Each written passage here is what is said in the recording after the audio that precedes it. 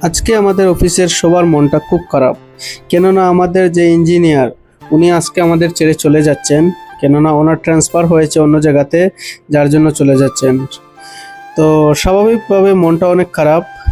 তো আমরা সবাই মিলে স্যারকে কিছু সম্বর্ধনা অনুষ্ঠান করলাম। কিছু গিফট স্যারের হাতে তুলে দিলাম।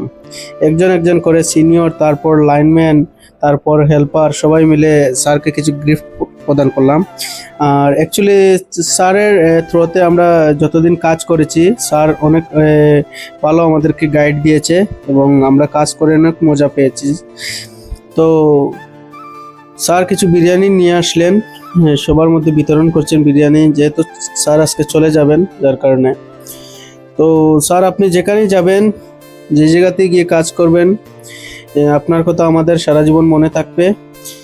তো স্যার অ্যাকচুয়ালি খুব ভালো মানুষ। তো অনেক মনটা খারাপ, আজকে স্যার চলে যাচ্ছেন।